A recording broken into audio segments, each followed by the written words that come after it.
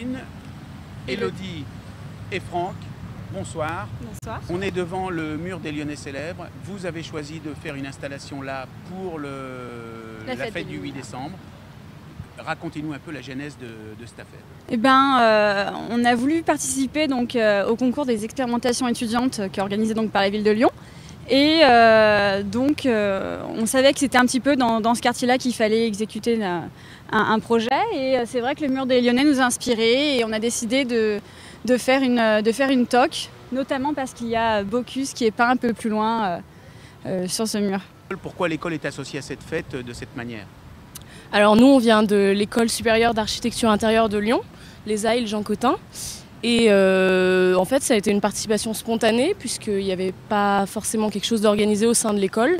Donc on connaissait l'existence de ces expérimentations étudiantes et c'est pour ça qu'on a souhaité y postuler. Je crois que vous êtes lyonnaise. Qu'est-ce que ça vous fait, vous êtes jeune manifestement, quel effet ça vous fait de participer à cette fête qui est multicentenaire ? Est-ce que pour vous, c'est une émotion toute particulière ? Ah, évidemment, puis c'est vrai que de participer, de voir des gens qui sont devant la toque, qui font waouh, enfin, c'est une fierté vraiment pour nous et puis c'est toujours un plus pour plus tard pour notre CV, évidemment. Voilà, c'était la question que je voulais vous poser. Vous pensez que pour votre CV, pour votre carrière future, c'est une référence importante ? Ça le sera ?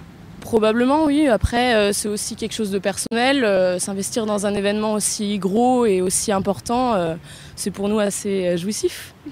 Bon, Franck, vous êtes le restaurateur qui est juste en face de cette toque. Comment vous réagissez devant cette installation magnifique et dont tout le monde parle ? C'est un hommage déjà à la gastronomie lyonnaise. Pour nous, on a été agréablement surpris, on s'en doutait pas. Et un hommage à Paul Bocuse qui est juste là. Et quand on dit Lyon, on dit gastronomie, il fait des lumières.